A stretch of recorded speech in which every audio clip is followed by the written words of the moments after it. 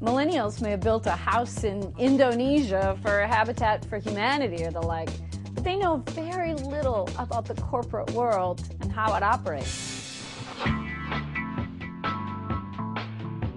When we talk about the millennials, we're talking about a generation born somewhere between 1980 and the year 2000. There are about 76 million of them in the US population today, and that number is still growing due to immigration.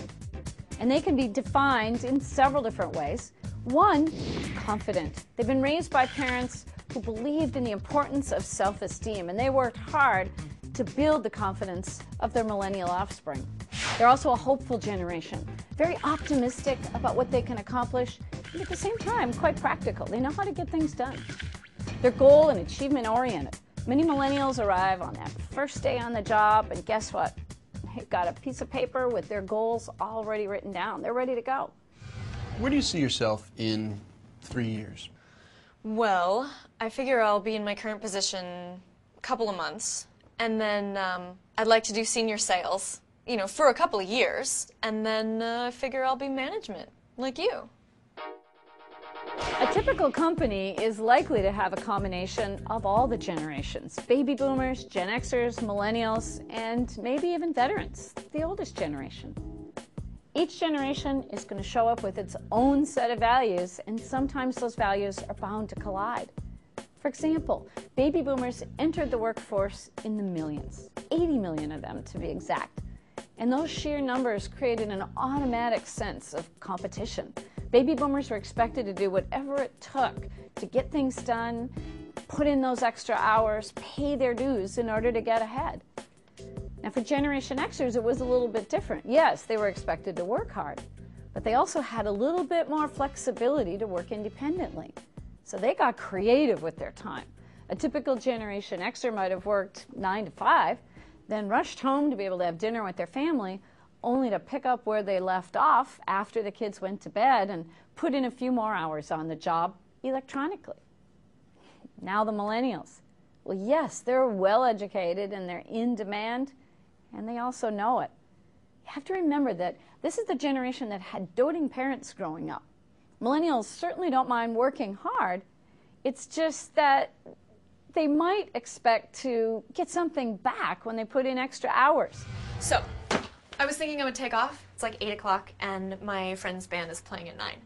Tomorrow, I was thinking I would roll in around noon because I stayed really late tonight. What makes millennials difficult to manage is trying to use our perspectives and our values to do so.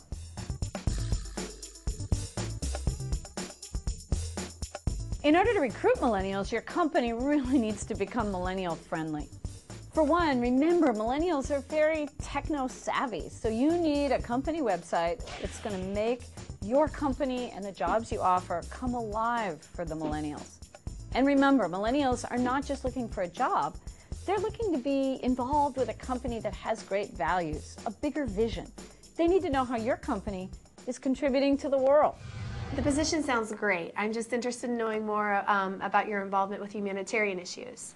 And then when you do recruit them, you need to set expectations early on. If your job requires a bunch of grunt work and long hours, don't sugarcoat it. Be honest up front about what's expected. I think one of the most important things to know about managing millennials is that they like to work collaboratively. So, can I bounce something off of you? Sure, but this makes it the 4th time this morning you want to bounce something off me. Now for a Generation X manager who's been used to a lot of independence and being an independent operator, that can prove to be pretty challenging. Can you please have the markups complete by end of business today? Yeah, no problem. I'll get Dave to stop whatever he's doing and help me. I was thinking maybe you could tackle this one on your own. One solution I often suggest is to have your millennials work in teams of 2. It takes a little bit of the pressure off that manager to be collaborating all the time, and it helps the millennials encourage each other. Now we know millennials are also great multitaskers, but they do need guidance. Be very specific about what you want done and by when. And then I'd suggest checking in with them fairly often, even daily, just to see how they're progressing and make sure they're on the right track. They'll not only welcome your input, they'll expect it.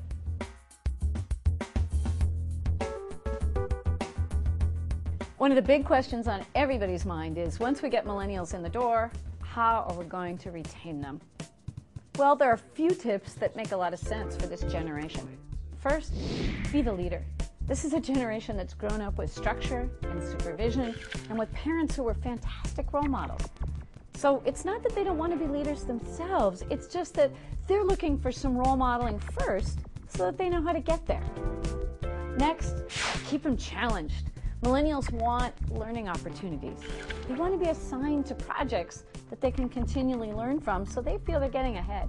And after that, we're going to talk about domination of outer space. Third, make it fun. A little bit of humor, a little silliness, even a little irreverence can make your work environment much more attractive for millennials. I know we're slammed. Respect. Respect millennials for their ideas, for who they are, even though they look young. Treating them respectfully is going to help them feel they have a place with you. Great.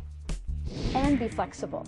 The busiest generation ever isn't going to give up all of its activities just because they have a full-time job. With all we've said about how we can work to accommodate the millennial generation, it goes both ways. Millennials also need to respect the structure that already exists in our companies. As a manager, you can help them adapt to the rules and expectations that already exist. I see a lot of potential in you, so I'm going to give you a word of advice. When you email the senior VP, don't start with, "Hey, you."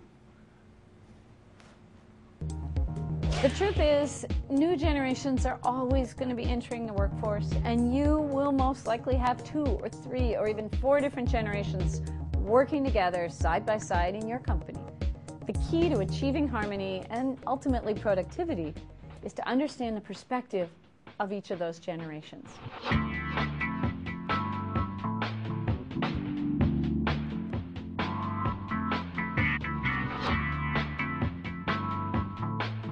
For more information, go to bnet.com.